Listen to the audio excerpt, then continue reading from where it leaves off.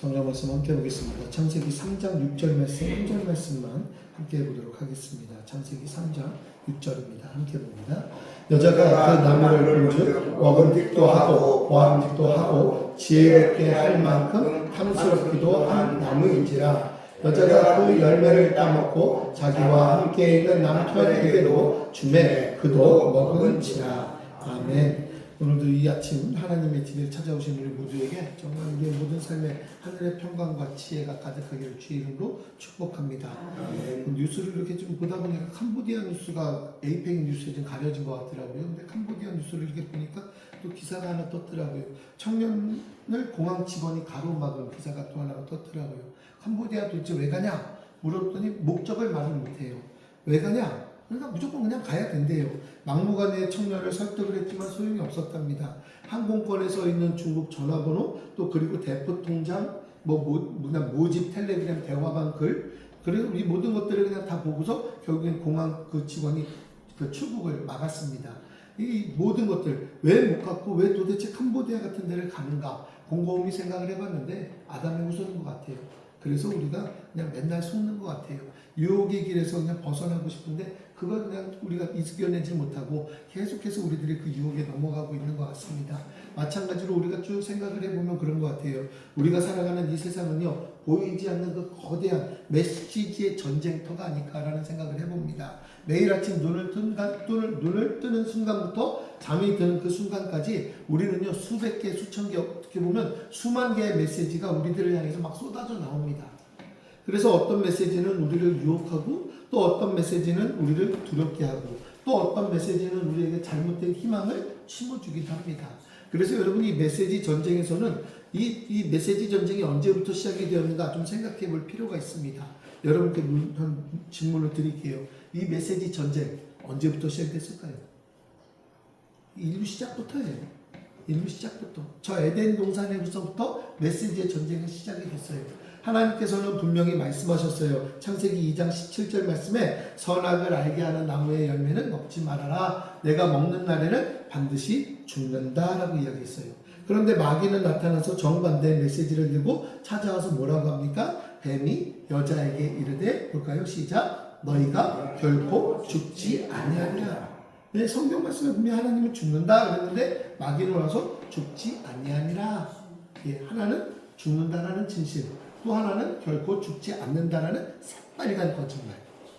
여러분 우리의 삶은 이처럼 매 순간 세상의 소리와 하나님의 말씀 사이에서 선택을 요구를 받습니다. 무엇을 선택할 것인가. 여기서 우리가 오늘 붙잡아야 될 그 영적 원리는 뭐냐면 메시지보다 더 중요한 건요, 메신저를 확인하는 거예요. 메시지가 중요한 게 아니에요. 메신저가 중요해요. 그 말이 어디에서부터 왔는가, 그 출처가 누구인가를 따져 물어야 되는 겁니다. 마귀가 주는 메시지는요, 기가 막히게 돼요. 항상 내가 듣고 싶은 말들, 내가 원하는 말, 이 모든 것들이 그냥 그런 옷들을 입고 찾아옵니다. 그래서 결코 죽지 않는다. 여러분 이 말씀이 얼마나 달콤한 말이에요. 결코 죽지 않는다. 이 책임을 회피하고 싶은 인간 본능을 정확하게 찌르는 말이에요. 죽지 않는다. 요즘도 여러분 마찬가지잖아요. 월 1,000만 원 보장. 캄보디아가 월 1,000만 원을 보장한대요. 호텔 같은 곳에서 숙식 제공, 항공권 전액 지원. 여러분 우리나라 1인당 국민소득이 15분의 1밖에 안 되는 나라가요. 어떻게 평균 소득 2,800달러. 가난한 나라에서 어떻게 그런 엄청난 대우를 해줄 수가 있냐고요. 상식적으로도 말이 안 돼요. 그런데 사람들은 거기에 자꾸만 넘어가요. 우리 환우들도 보면 지금은 뭐 그런 교회가 없습니다. 제가 초창기에 왔을 때요, 참 아주 별 이상한 목사가 있었어요. 저희 한 3블럭에 예수 무슨 교회가 있었어요. 지금 바뀌었어요. 들어가 봤더니 그냥 다까맣게 커튼 쳐놓고 무슨 향내를 울리는지 아무튼 십자가에 시뻘건 불빛을 비춰놓고 그분들이 와갖고 기도하면서 여러분들 돈 뺏어간 거 알고 계세요? 예, 지금 이제 태어나시 안 계시죠? 돈 뺏어가는 그 목사들도 있었어요. 와서 자기가 기도하면 3만 원어치, 기도하면 3만 원 내면 3만 원어치 낳고 30만 원 내면 30만 원어치 낳는데 이런 사기꾼 같은 거. 제가 또 그런 거 못 참아요. 그냥 따지고 가서 그냥 기도하는 순간 따지고 들어가고 그냥 한참을 싸웠죠. 결국에는 그 목사님도 없더라고요. 지금은 정상적으로 이렇게 성전이 이제 예배를 드리는 성전으로 또 그 임직자도 바뀌었더라고요. 우리는 모든 것들이 다 속아 넘어가요. 왜? 약하니까요. 그 메시지는 내가 원하는 말이기 때문에. 메시지만 따라가면요 여러분 죽어요. 큰일 나요. 내가 듣기 원하는 달콤한 메시지 이런 것들만 쫓아가다 보면 결국 우리는 죽음의 자리에 서게 됩니다. 그래서 우리는 가장 중요한 게 뭐냐? 메신저. 이 메신저예요. 이 메신저 말한 자가 누구냐? 그 말이 하나님으로부터 왔는가? 아니면 나의 욕망을 부추기는 마귀로부터 왔는가? 여러분 예레미야 28장 말씀에 보면요 이 대결 선명하게 드러납니다. 가짜 선지자 하나냐라는 선지자 이야기를 들어보셨을 거예요. 하나냐가 백성들이 원하는 메시지를 선포해요. 걱정 마시오. 바벨론 왕의 멍에가 꺾일 것이고 우리는 2년 안에 이 모든 것이 다 회복될 것입니다. 백성들이 아주 그냥 좋아서 환호합니다. 그런데 진짜 선지자 예레미야는 뭐라고 하는지 아세요? 하나님께 받은 아무도 듣기 싫어하는 메시지를 전해요. 우리 항복하세요. 70년 지나야 돌아옵니다. 그것이 당신들이 사는 길입니다. 근데 누가 맞았습니까? 하나냐가 맞았을까요? 아니요. 하나는요 그 말하고 2달 만에 죽어버려요. 그러나 예레미야는 예레미야 이 메시지를 붙잡은 자들은요 70년 후에 생명을 보존하고 돌아옵니다. 여러분 지금 내 귀를 즐겁게 하는 그 메시지의 출처가 누구냐고요. 지금 우리가 신앙생활을 하고 있고 또 우리가 몸이 불편하고 힘든 상황 가운데서 수많은 정보들을 듣고 서로 막 교류하고 있는데 그 메시지의 출처가 어디냐고요. 달콤한 말보다 아프더라도 생명을 주시는 하나님의 말씀을 선택하는 지혜가 지금 우리들에게 필요한 거예요. 이 시대 우리가 금요일마다 항상 나라와 민족을 위해서 기도하지만 그 모든 것들 우리에게 필요한 게 바로 그거예요. 조금 힘들고 듣기 어려운 말이라도 하나님의 말씀을 선택하는 지혜 그게 우리에게 필요한 것이고 이 나라도 하나님의 말씀으로 세워졌으면 하나님의 말씀대로 이끌어갈 수 있도록 여러분 나라의 위정자들을 미워할 것이 아니라 기도하자고요. 더욱더 정신차려 하나님 은혜 가운데 거길 원합니다. 기도하자고요. 그렇다면 약한 메신저 마귀는 우리를 어떻게 넘어뜨리느냐? 오늘 본문을 보면은 3장 1절부터 13절까지를 쭉 읽으려고 그러는데 우리가 다 아는 말씀이라 그냥 말씀만 전합니다. 오늘 본문은 마귀가 하와에게 어떻게 접근하는가 정말이에요. 마귀는 뱀이라는 도구를 사용합니다. 성경은 뱀을 가리켜서 뭐라고 이야기하느냐? 들짐승 중에 가장 간교하니라. 이것이 우리에게 주는 두 번째 통찰이에요. 마귀는요 똑똑하고 불만 있는 사람, 머리 좋고 욕심 많은 사람 기가 막히게 도구를 사용합니다. 그래서 우리가 만나는 사람들 보면은 야, 저 사람 왜 이렇게 불만이 많아? 아니 굉장히 똑똑한데, 아니 머리 굉장히 좋은데 왜 이렇게 욕심이 많지? 예, 마귀가 기가 막히게 사용하는 도구로 움직여요. 단순히 간교한 것이 문제가 아니에요. 유혹과 불만, 이 또 다른 유혹을 또다시 불러오고 또다시 불만을 만들어요. 이게 자석과 같거든요. 그러니까 이게 떨어지질 않아요. 그래서 사기꾼들이 쓰는 전문 용어 중에 하나가 뭡니까? 설계한다 이런 말 써요. 아마 들어보셨을 거예요. 상대방을 철저하게 분석을 합니다. 그 사람이 가진 가장 약한 부분들을 가장 원하는 욕망을 막 파고들어요. 그래서 덫을 설치합니다. 이 마귀는 우리를 보면서 이렇게 설계를 해요. 우리의 약점, 우리의 채워지지 않는 욕망, 하나님을 향한 미세한 그 의심과 불만, 마음속 깊은 분노를 누구보다도 정확하게 꿰뚫어봐요. 그래서 우리를 설계해요. 그리고 바로 그 지점을 파고듭니다.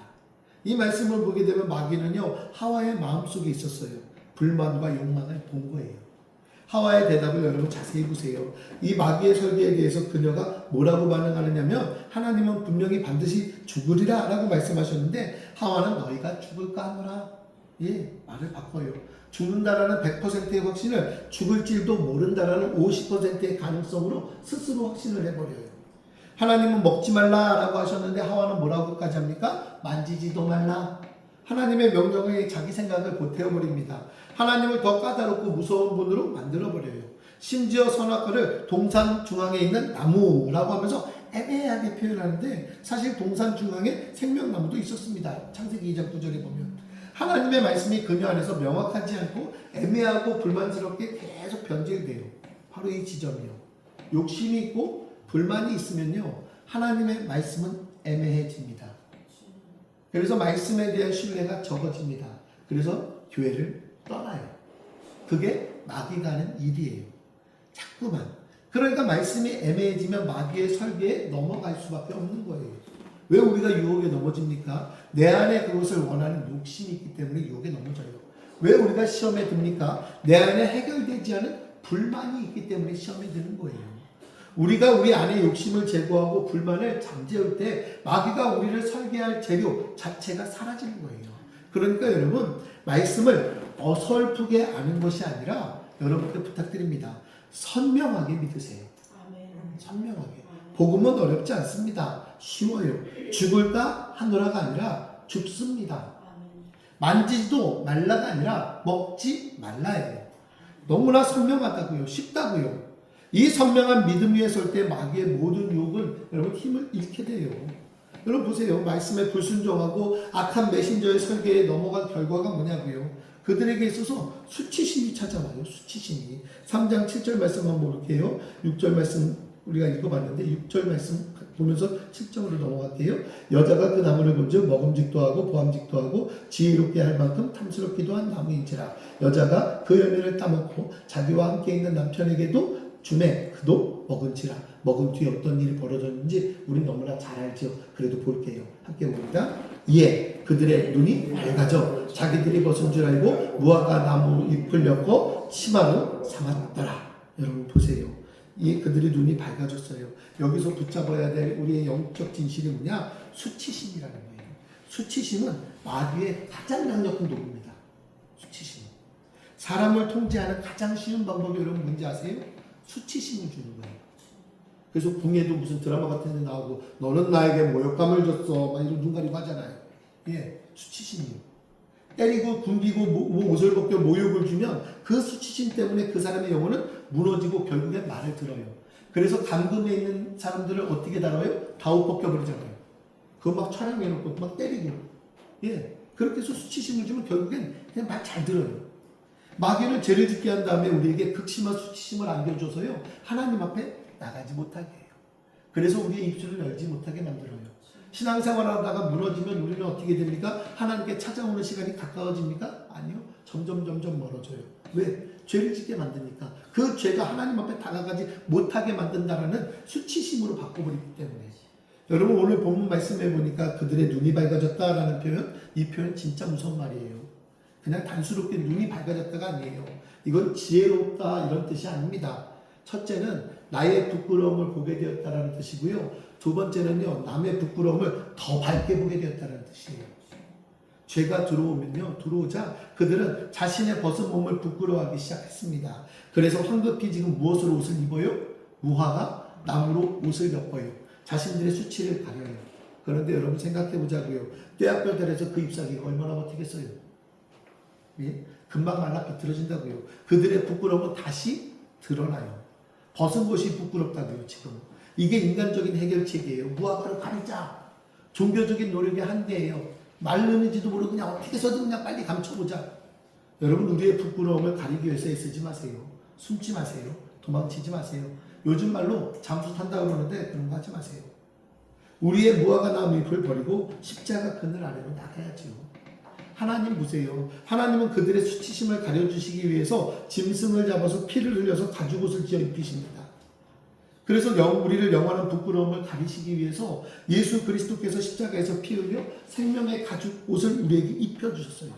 그러니까 우리는 그 십자가에 나아가면 돼요. 나아갈 때 우리의 모든 수치심은 가려지고 그곳에서 참된 자유를 얻는다고요. 그리고 더 나아가서 우리는 다른 사람의 수치를 공격하는 사람이 되어서는 안 돼요. 다른 사람을 정죄하고 비판하고 비난하는 거, 그것이 바로 눈이 밝아져서 남의 부끄러움만을 골라보는 마귀의 하수인들이 하는 짓이에요. 그래서 우리가 눈이 밝아지면 뭐예요? 아이고 예수 믿는 사람이 저렇게까지 한다고? 나도 예수 믿지만 너는 그건 아니다. 예, 나는 얼마나 잘났길래요? 우리가 얼마나 잘났길래 그래요? 그러시면 안 돼요. 우리는 성령의 보자기로 다른 이의 모든 허물을 덮어주는 사람이 돼야 돼요. 제가 어저께 그 초등학교 아이하고 또 동네에서 만나가지고 가위바위보를 신나게 했거든요. 저는 그냥 항상 져줘요. 애는 패턴들이 있잖아요. 저한테 가위바위보를 이기시려면 무조건 가위 내시면 이겨요. 저는 보자기만 내요. 왜? 저는 보자기 내는 게 좋아요. 감싸주잖아요. 예, 그래서 그냥 무조건 보자기만 내요. 예, 첫 판에는 무조건 주고 남자는 주고 아니요 그냥 보자기예요. 왜? 감싸주니까. 예, 감싸주니까. 또 쌀보리 게임 하잖아요. 그럼 그냥 쌀 해주세요. 잡혀주세요. 어려운 거 아니잖아요. 우리는 성령의 보자기로 다른 이의 허물을 막 덮어주는 사람이 돼야 돼요. 뭔가 자르고 때리고 부시는 거? 아니요. 그거 아니에요. 그러니까 여러분 우리의 모든 삶을 그렇게 해야 돼요. 베드로전서 4장 8절에는 외치잖아요. 무엇보다도 뜨겁게 서로 사랑할지니 사랑은 허다한 죄를 덮느니라. 허다한 죄를 덮는. 정죄와 비판으로는 아무것도 변화시킬 수가 없습니다. 오직 용서와 사랑만이 사람을 변화시켜요. 죽이는 마귀의 도구가 되지 말고 우리는 살리는 예수님의 사람이 되기를 주의 이름으로 부탁드립니다. 그것이 십자가의 길이고 우리가 이 새벽에 걸어가야 할 생명의 길이에요. 오늘 하루 걸어갈 때 여러분 메시지라는 전쟁의 한복판에 서 있어요. 듣기 좋은 말이 아니라 하나님의 말씀을 선택하시고 메신저를 확인하세요. 하나님의 말씀을 확인하세요. 내 안에 있는 욕심과 불만 제거하시고 마귀가 나를 설계할 틈을 주지 마세요. 그리고 죄로 인한 수치심에 숨지 마세요. 십자가의 가죽옷을 입으시고 다른 이들의 그 수치를 들춰내는 자가 아니라 사랑으로 덮어주는 살리는 사람이 될 수 있기를 주의 이름으로 부탁드리겠습니다. 그 말 못하고 듣지 못하는 그 노아인들이 하는 이야기 중에 손가락을 이렇게 한번 해보시겠어요? 손 두 개를 이렇게 이 두 개를 이렇게 올려보세요. 살리다예요. 이건 부활이라고도 쓰여요. 죽은 걸 살리는.